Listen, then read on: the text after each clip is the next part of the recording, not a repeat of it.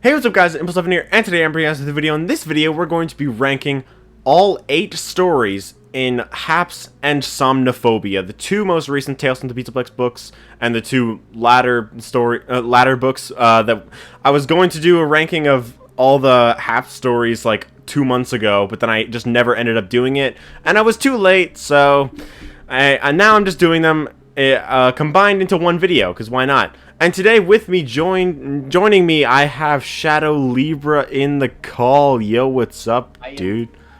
I am with Evan Join. You are with me, join. Hey everyone, how are y'all doing?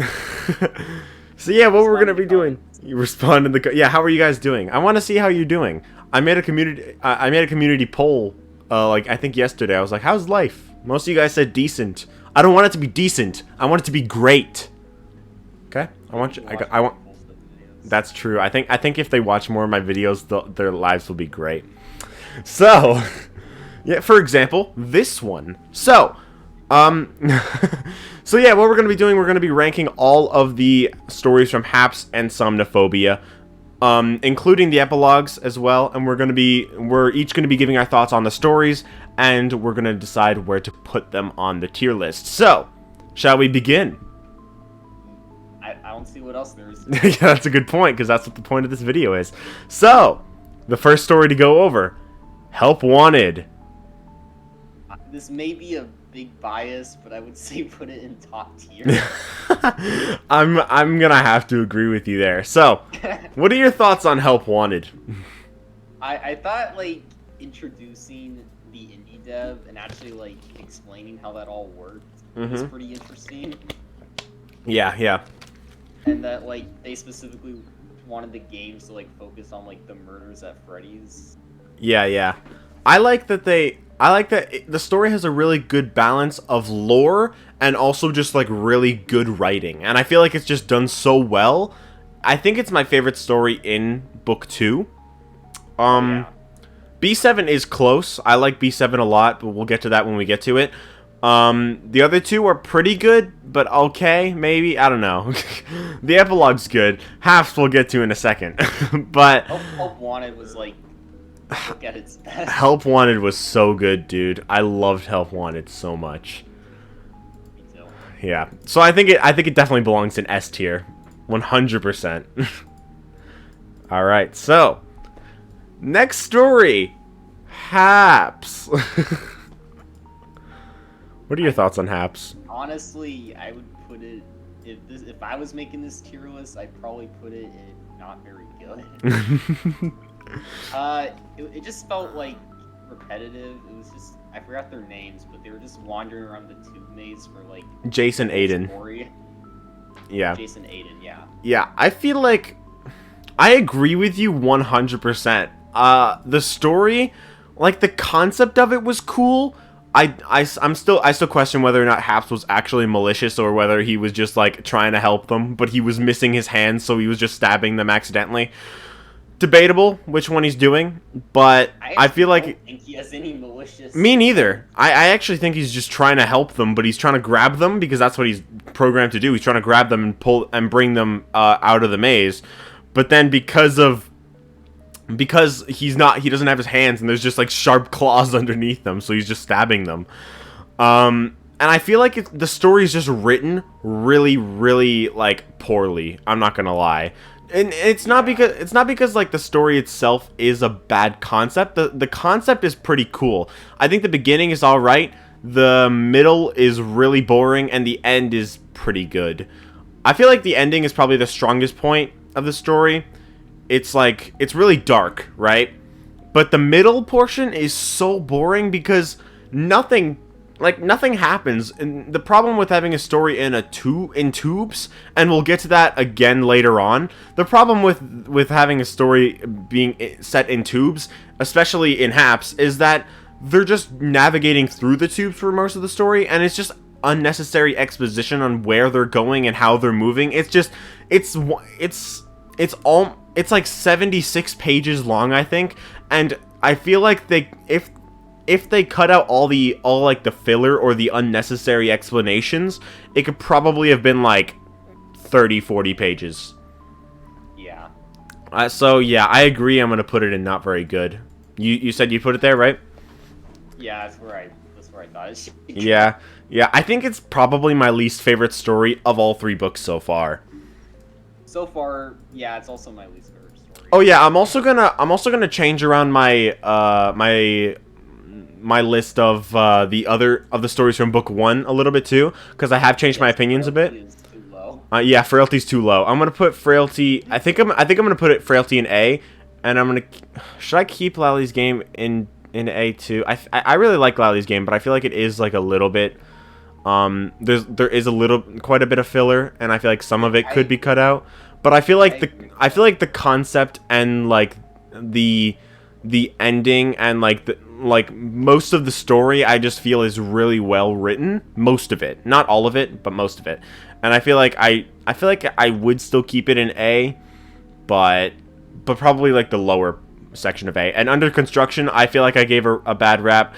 I did like it, not as much as the other stories in book 1, but it doesn't belong in C. I think it should be in B. Unironically, really liked Under Construction. Me too. I feel like it was written really well, but it was just like really weird.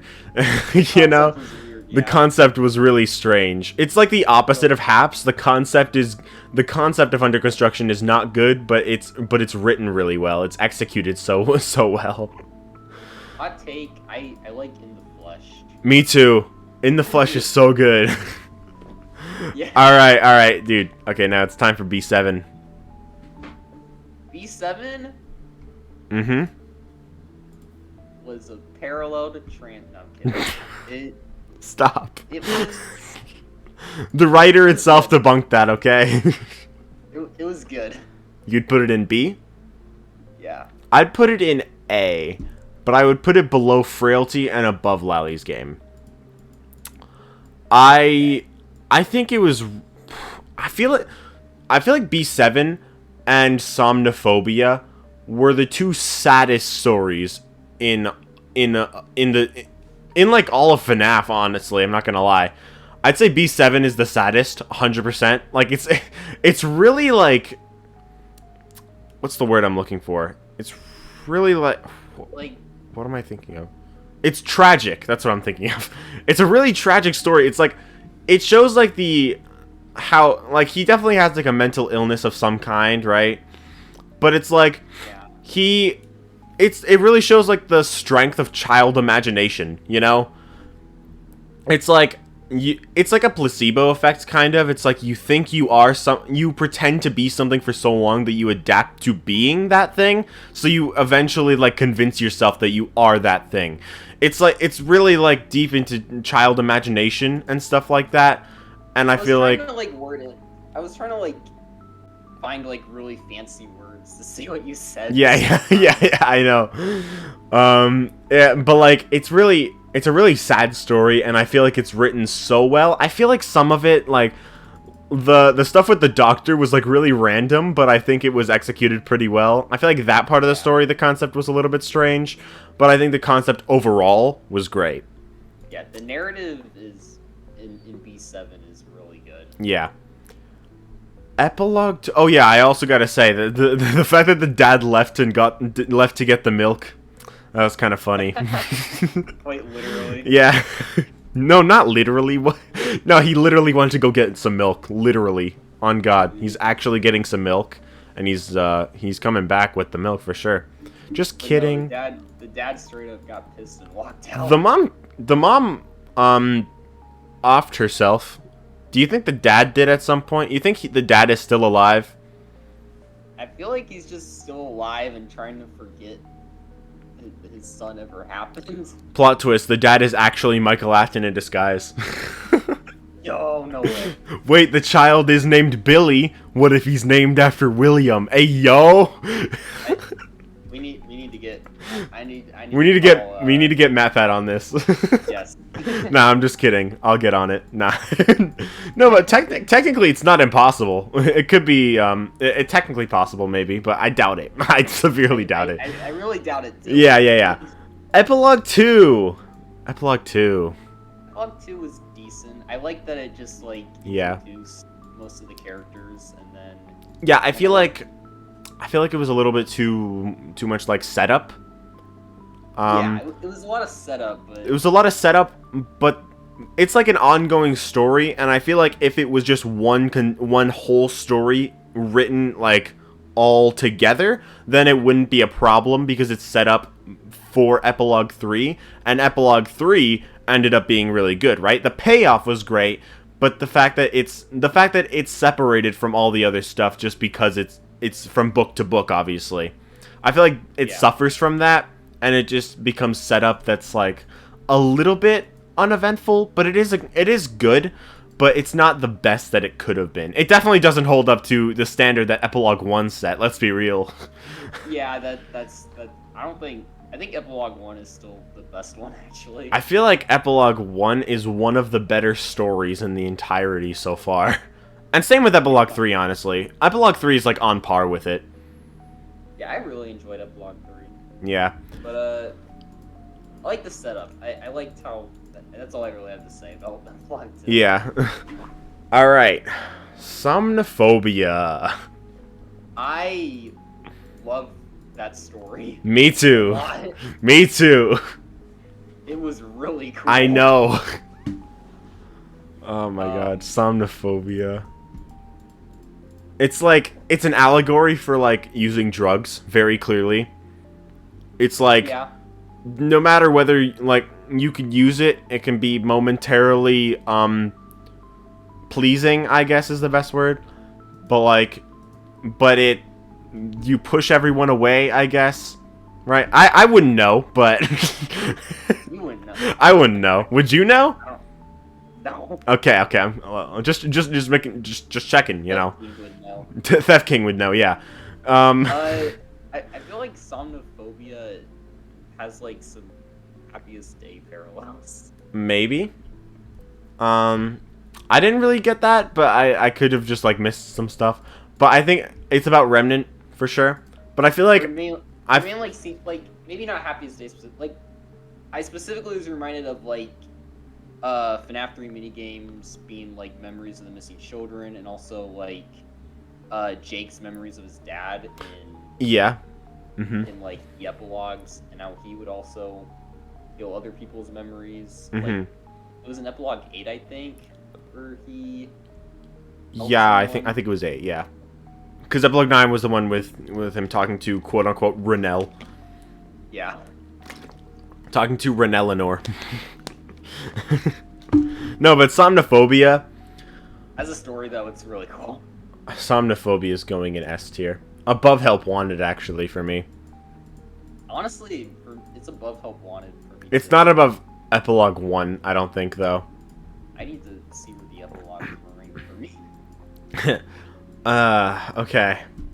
Now we're getting on to probably the most popular story in all of Tales from the Pizzaplex. This one's my favorite so far. Really? Including epilogues, or?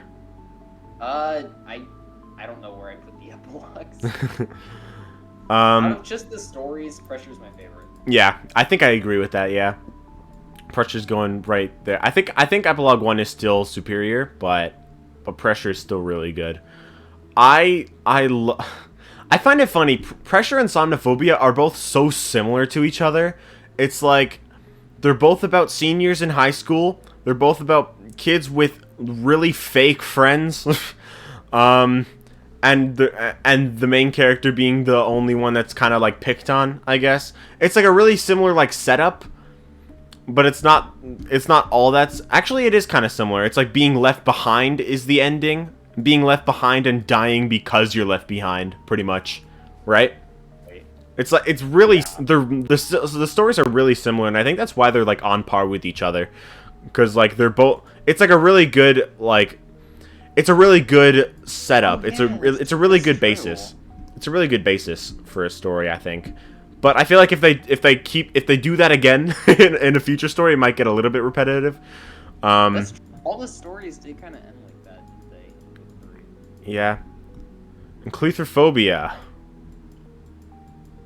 I really enjoyed Cluthrophobia, however you call it. I think I it's noticed when you were Cluthrophobia. saying there's a problem with stories and tubes, which we'll get to. Yeah. That one. Okay, I'm gonna put Cluthrophobia in B. It's good, but it's like, I feel like it's similar to another story. I don't remember what story it was. I think it was, oh crap, what was it? Oh no, it's like Morbius. Morbius. Not in terms of quality, but in terms of structure. It's like, it's a really short story, and the movie and it's a really short story. It's not really short, but it's decently short, and it's like and it's like a short premise, but somehow it feels rushed in the way that it's executed, even though it's kind of short as a story, if that makes sense. You know what I mean? It's like it feels like it should take longer, but at the same time it feels like it should be slower. I mean, it feels like it should be faster. I don't really know if I'm getting my point across that well, but I mean, it's kind of like the tubes and Haps, but like a lot less egregious. It's like he's kind of just going down the tubes continuously, and it's kind of just a little bit slow, you know. And I feel like discount Andrew Tate. Just kidding, not discount, literally Andrew Tate. No, he's like, he's really stupid. Like, just call the police, dude. Who cares if you lose your job? Do you think his life is more important than your job? They need money. They need money. Get another job then. Also, you could just say that he came back or something. You could lie about that. Yeah, I was thinking that too, actually. They could just say that they all left together and then he came back. It's not that hard. Or they could say that none of them left, and that he was just off doing his rounds while they were doing their own, and that they just found him like that at some point. Like, they don't have to say that any of them left. You know, I really enjoyed seeing the Pizza Flex before it was opened. Me too. And I like how there's like a bunch of different like references to like other stories and other attractions in the stories, you know? Oh yeah. That's like really Freddy's Fortress and Haps, and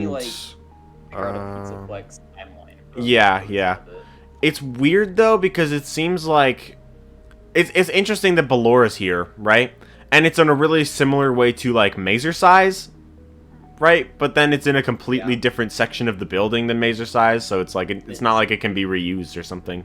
So it's kind of weird, like how it's structured, I guess. But Mazer Size kind of references Ballora with the workout while you eat. Yeah. Encourages kids to get fit and enjoy pizza. Did Mazer Size have replaced the, what was it called, the Ballora thing? Ballora's Fitness and Flex. I mean, it doesn't make sense that it would be like the same area in the building, because they're completely different. One's underground, one's as high as possible. Dang, you're right. One's as high as possible, kind of like as high as possible, just like Sam in Somnophobia, you know? Yeah. As high as possible. No, but like it is kind of weird that they're like completely different areas of the building, yet they're very similar areas, like style areas. But yeah, Cluthrophobia I'd say is good, but it's a little bit it drags a little bit, I'd say. Yeah. But not too much, not nearly as much as Haps. Oh no, not at all. All right, and final story. You know, Submechanophobia is only coming out in 4 days. Yeah, that's so weird. Like it's oh my god, dude. Book 1 came out July. Book 2 came out September. Book 3 came out December. Book 4 is coming out December too. And then book 5 is coming out March. Bro, what the frick? What's with, why is it like the release schedule is like really inconsistent? Well, Somnophobia was supposed to release in November, and then it yeah. for whatever reason. I'm surprised that I think it was because of like errors or something in grammar or whatever, and like the printing maybe, I don't know. But Something to do with like pressure. I don't know. But like it's really weird because they were like the stories were leaked 2 months before the book came out. True. And like it was leaked when I was still reading Haps. I don't just mean the book. I mean like the actual story. I was still in the middle of reading the second story of the 4 stories in the second book, while this book's like 3rd story was being leaked in the server, dude.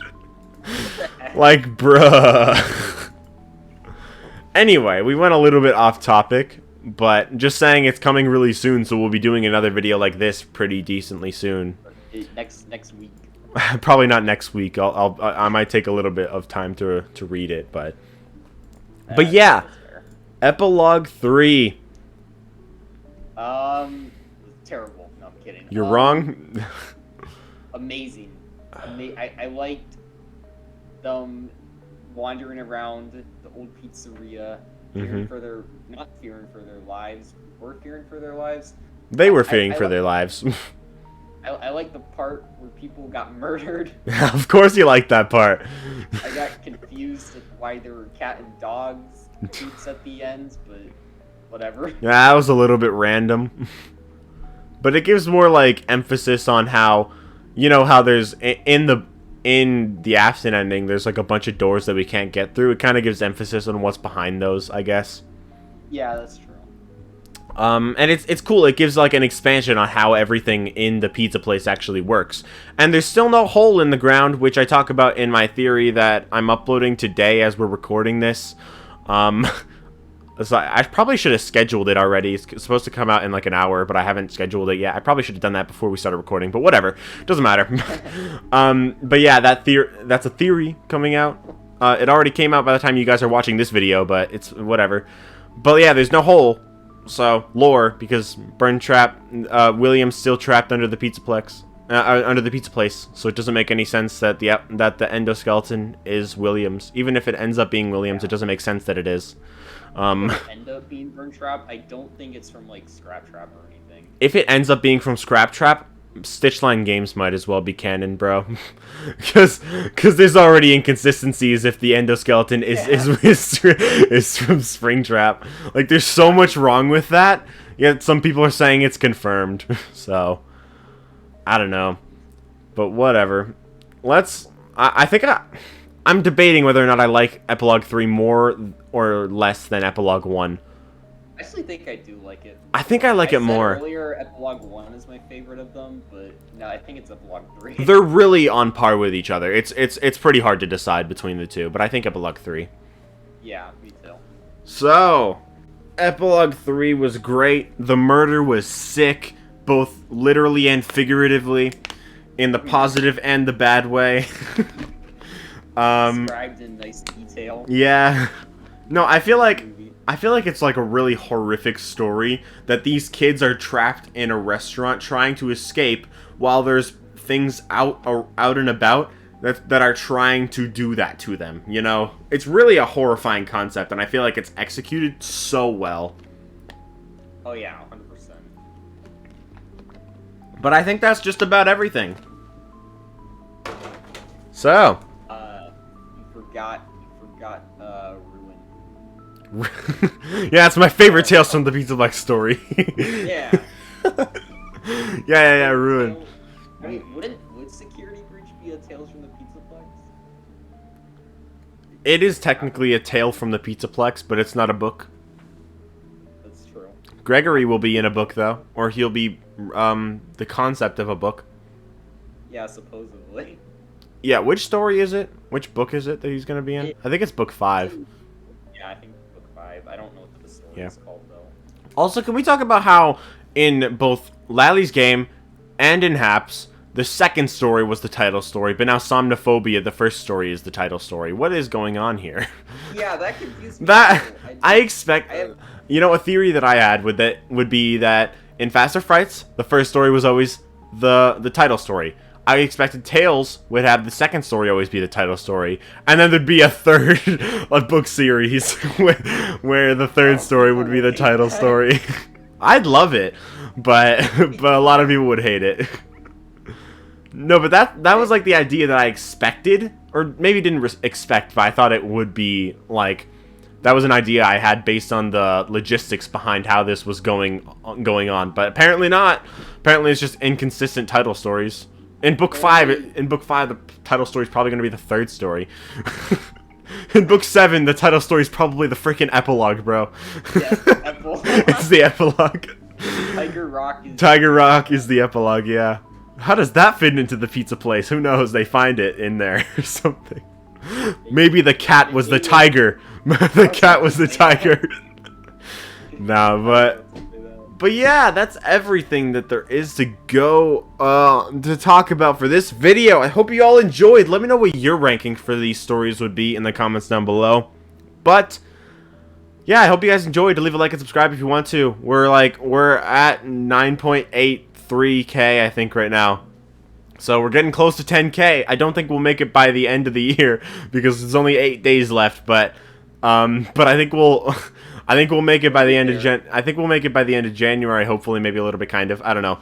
But I'm sure you will. Yeah, hopefully. But 10K, I have two different specials planned for it. So 2 different 10K specials. Both are going to be bangers, guys. I'm not going to lie. But let's end the video there. Say goodbye, Libra. Goodbye, everybody. Bye, Are you kissing them? No. What if some of them are children? You're an adult, you know. Look. It's on the forehead. It's on the forehead. It's on the forehead. Okay. Yeah. That's pedophilia. Just kidding. No. Okay, bye, guys. Bye.